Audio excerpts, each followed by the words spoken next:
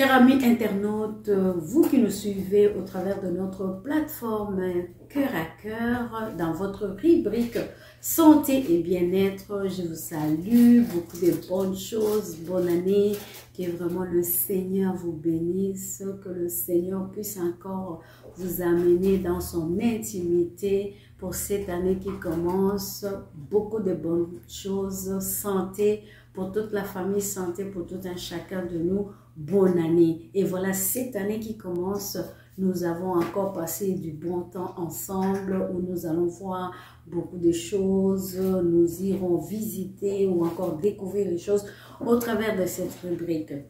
Pour aujourd'hui, nous commençons l'année avec le sel. Chacun de nous connaît le sel, cet ingrédient, c'est quelque chose qu'on utilise tout à fait partout. Un condiment qui s'utilise depuis des millénaires. Donc le sel, aujourd'hui, nous allons, à travers une série de 4 émissions, vous parler des sels. Nous allons parler un peu de l'histoire de sel, comment est utilisé les sels, les astuces de sel. Nous allons faire quelques usages en beauté, nettoyage de la peau, qu'est-ce que ça peut nous apporter vraiment au travers de cette émission. Soyez branchés. Nous avons choisi les sels, comme je l'ai dit, le sel s'utilise depuis des millénaires. Le sel a été utilisé au Moyen-Âge, à l'Antiquité, plusieurs nations les utilisent. Et surtout, principalement, nous savons que le sel, c'est pour assaisonner ou encore pour donner de la saveur dans notre nourriture. Nous allons y arriver. Le sel fonctionne vraiment, comme je l'ai dit, dans toutes les nations. On a besoin du sel. Et même dans les anciens temps, on l'utilisait parfois comme monnaie d'échange. On l'utilisait aussi. Et j'ai oublié de dire quelque chose. On va aussi prendre quelques usages dans la Bible du sel. Ça va vraiment beaucoup nous aider. Pourquoi la Bible parle autant de sel? Vous savez qu'on peut aller jusqu'à 40 versets où la Bible parle du sel, que ce soit dans l'Ancien Testament ou encore dans le Nouveau Testament.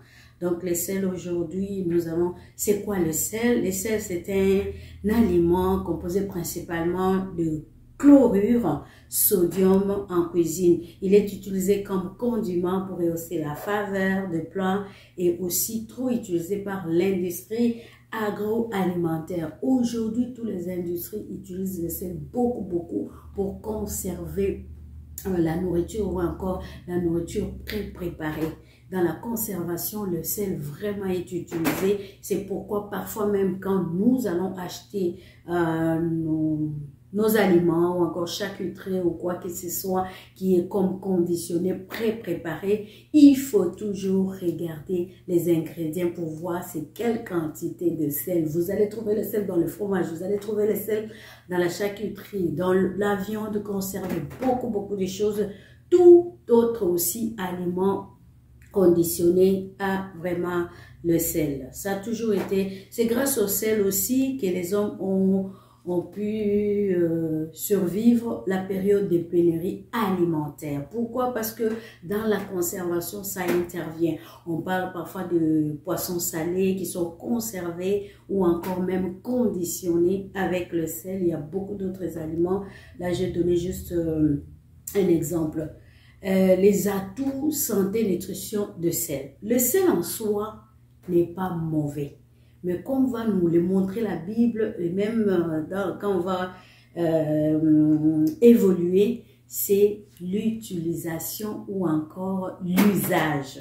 Quand vous l'utilisez abusivement, effectivement, vous aurez des problèmes de santé. C'est privé. Le sel donc est utilisé comme minéraux essentiels dans le processus de métabolisme. Donc notre corps a besoin vraiment du sel pour fonctionner, pour faire le processus de métabolisme et même aussi l'équilibre de fluides de l'organisation, notamment dans les cerveaux. Donc l'usage du sel, les sels qu'on mange aide quelque part dans le métabolisme et ainsi que le fonctionnement dans les cerveaux. Le fonctionnement neuromusculaire, car les sels contrôlent les impulsions électriques. Donc, vous voyez que le sel a quand même besoin, donc notre corps a besoin du sel quelque part. Mais comme je l'ai dit, trop, c'est pas bon. Vous en manquez aussi, vous avez des problèmes.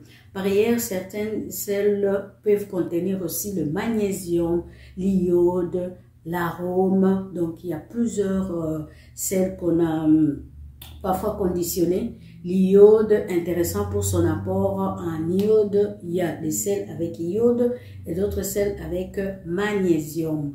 Car ces derniers, l'iode par exemple, est essentiel dans le fonctionnement de la thyroïde. Donc, quand vous avez de l'iode dans les sels, ça aide, mais pas trop. Par exemple, quelles sont les saisons qu'on consomme le sel? Le sel est consommé tout le temps, tout le temps, tout le temps. Et comment est-ce qu'on peut conserver les sels? Très facile à conserver, éviter seulement l'humidité. Mais il y a aussi des astuces où vous allez voir les personnes qui mélangent les sels avec des grains, des riz. Et ça garde vraiment que les sels restent bien conservés, qu'ils ne puissent pas attraper l'humidité. Donc, c'est un peu ça pour la conservation. Ils mettent les grains de riz, d'autres vont utiliser les grains de sésame. Mais toujours l'astuce de conservation, mais ça peut aussi aller à la diminution de consommation des sels pour, par exemple, le sel de table. Il y a des personnes qui vont aller prendre, peut-être comme moi, j'utilise le nigel ou encore le grain de sésame. Je mets juste un peu de sel. Ça va permettre, par exemple, quand vous servez, vous utilisez à table, en vous servant, ça limite la quantité de sel que vous allez mettre dans votre nourriture. Donc, comment cuire le sel? Il y a ceux qui vont le cuire dans la nourriture, il y a ceux qui vont le cuire dans l'eau, en chauffant l'eau, et on va le voir dans l'usage de sel, on va y arriver. Comment choisir son sel? Donc, tout dépend de ce que vous voulez. Par exemple, si vous voulez mettre l'accent sur l'iode, allez-y, prendre le sel qui contient l'iode, ou encore le sel qui contient du magnésium, ça vous aiderait à renforcer ce que vous voulez. Pour les personnes qui ne doivent pas prendre beaucoup de sel, donc ils doivent se renseigner sur quel sel choisir. Par exemple, on parle aussi de sel Guérade, par exemple, qui est riche en magnésium. Donc, vous pouvez vous informer sur le sel et ce qu'il contient, et par rapport à vos besoins, choisissez comme ça. Le sel rose du Malaya, qui est vraiment très moi je l'aime beaucoup.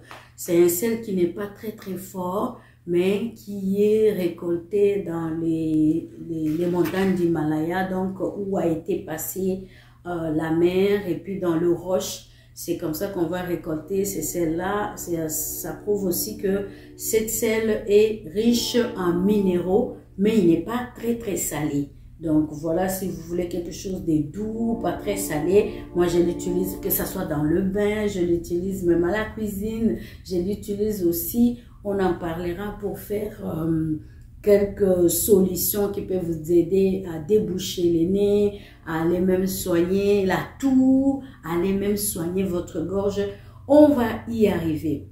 Donc, il existe aussi d'autres sels appelés les sels marins gris. Il y a le sel de table qui est juste, il y a des sels qui sont récoltés par exemple à même dans le mer. Et puis ça, il y a d'autres sels qu'on va mélanger avec épices aux herbes. Mais c'est les sels toutefois, mais on met à côté, comme je l'ai dit tantôt, vous pouvez choisir les herbes ou encore vous pouvez choisir quelque chose d'autre. Par exemple, ici, moi, j'utilise le nigel. Vous pouvez mettre le grain de sésame, pourquoi pas. Donc, pour mélanger quelque chose, pour diminuer toujours la quantité de sel. Mais on sait que le gros sel sont vraiment beaucoup plus utilisés en cuisine pour assaisonner ou encore même dans le nettoyage. On va y arriver.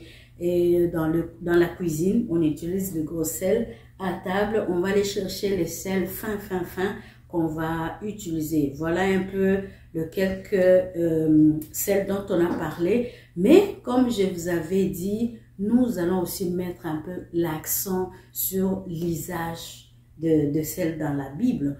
Dans la Bible, il y a eu beaucoup d'usages de sel. Je vais prendre quelques Je vais épingler quelques-uns, je ne vais pas les prendre toutes, mais la parole de Dieu nous dit, nous sommes des sels de la terre. Nous allons y arriver, mais je vais prendre d'abord, la Bible a utilisé aussi les symboles comme saveur. On le sait aussi dans la vie de tous les jours, les sels nous apportent le saveur. Job 6,6 nous dit, peut-on manger ce qui est fade sans sel? Y a-t-il de saveur dans le blanc de l'œuf? Ces versets clés montrent aussi que le sel est essentiel dans le goût, comme on le sait. On le sait que le sel vraiment est essentiel dans le goût. C'est ce qui donne un peu du goût à la nourriture. La parole de Dieu continue en parlant de goût. Dans Colossiens 4,6, que votre parole soit toujours accompagnée de grâce, assaisonnée de sel. Dans ces contextes, quand même, le sel est comme qui va apporter l'équilibre dans notre façon d'être de sel, afin que vous sachiez comment il faut répondre à chacun.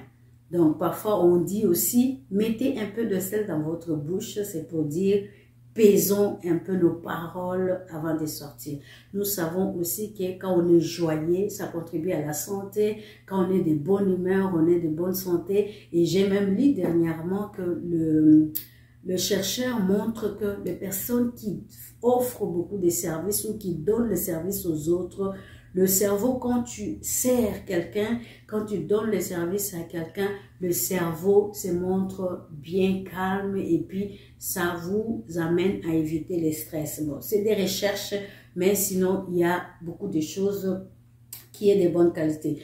2 Rois 2, 21, là, on parle maintenant de Élisée qui est allé, qui était parti à la source pour désensibiliser. Donc, il alla vers la source des eaux, il y jeta du sel et dit, ainsi parle l'Éternel, j'assainis ces eaux, il n'en proviendra plus mort ni stérile. Nous connaissons l'histoire de l'eau de Mara qui tuait la population, où il y avait beaucoup de choses qui se produisaient à cause de ça. Mais Élisée, Dieu l'a conduit à utiliser les sels pour aller désensibiliser ou encore assainir.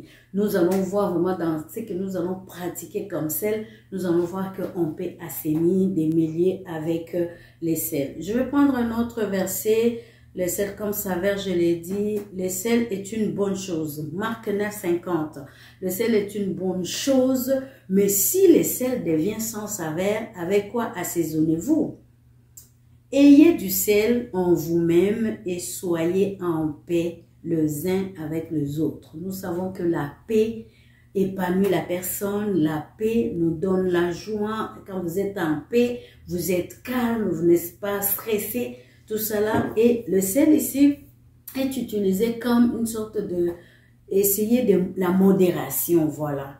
Quand vous êtes avec les gens et tout ça, savoir comment parler aux autres ou encore comment, quelles paroles prononcer, même si on doit reprocher quelqu'un, c'est très très important.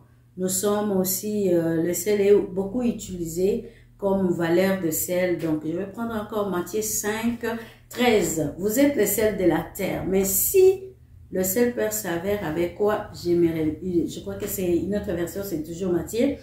Quoi vous lui rendrait-on? Il ne sert plus qu'à être jeté dehors et foulé aux pieds par les hommes. Donc, pour montrer que quand la Bible nous dit nous sommes le sel de la terre, donc nous sommes ceux qui doivent donner le goût, ceux qui doivent vraiment être en bon terme avec les gens, ceux qui doivent attirer les autres pour qu'ils viennent aussi au Seigneur. C'est ce que la Bible nous demande.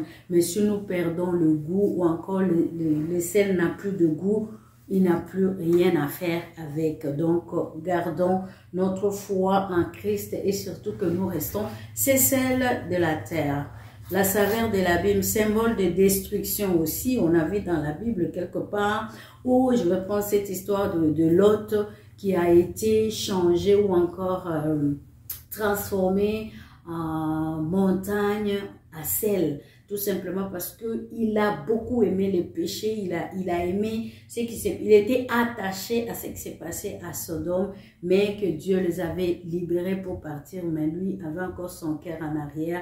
Donc tout ça, c'est vraiment des idées ou encore des exemples qui nous montrent que qu'on soit attaché à Dieu, si on a laissé en arrière, comme la Bible nous dit, nous regardons de l'avant, nous avançons.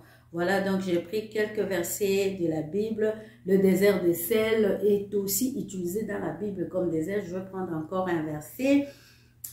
Juge 9, 45 dit, Abimelech attaque la ville pendant toute la journée et s'empara et tua le peuple et s'y trouva. Puis il rasa la ville et il sema du sel. En ce moment, on parle de sel comme un élément de destruction. Vous voyez qu'en prenant tous les exemples ou encore toutes les portions de lecture que nous avons lues, ça nous montre quand même que le sel est bon, on peut l'utiliser, mais quand on en met de trop, il y a un problème avec ça parce que ça peut même causer de maladies. Marc 9, 50 nous dit, le sel est une bonne chose, mais si le sel devient sans saveur, avec quoi? Non, ça je l'ai lu déjà. Donc, tu mettras du sel. Le sel, signe d'alliance. Voilà, ça j'avais oublié. Lévitique 2.13 nous dit que le sel a été aussi utilisé comme signe d'alliance avec Dieu et même entre les nations qui pouvaient mettre le sel ensemble pour montrer qu'on reste en alliance et on ne peut pas subdiviser ces sels-là ou encore personne ne pourra savoir quelle quantité de sel l'avait mis ou récupérer son propre sel. Mais Lévitique 2.13 nous dit le sel c'est comme signe d'alliance. Tu mettras du sel sur toutes tes offrandes. Tu laisseras point ton offrande manquer du sel. Signe de l'alliance de ton Dieu sont toutes les offrandes, tu mettras du sel. Donc ça c'est l'Ancien Testament. Dans Lévitique, ils ont utilisé le sel comme aussi signe d'alliance et même envers Dieu. Tout ça prouve le pourquoi de la nécessité du sel, le pourquoi que nous devons utiliser le sel avec modération, le pourquoi que nous avons besoin du sel pour fonctionner. Et ça, nous allons le voir dans notre prochaine émission. Vous allez suivre beaucoup d'autres astuces avec le sel. Donc, restez connectés. J'aimerais aussi qu'on se partage après cette émission. Qu'est-ce que vous avez déjà fait avec le sel ou encore quel est le verset biblique qui vous intéresse plus ou que vous sentez qui vous interpelle ou encore que vous êtes accroché qui parle de sel. Donc, on peut se partager sur un commentaire. Donnez-nous aussi votre expérience ou encore un verset biblique qui nous parle de sel ou l'usage de sel. Ça va nous permettre, ça va nous édifier tout le monde. Eh bien, on se voit prochainement dans une autre émission. Là, nous allons parler des astuces de sel.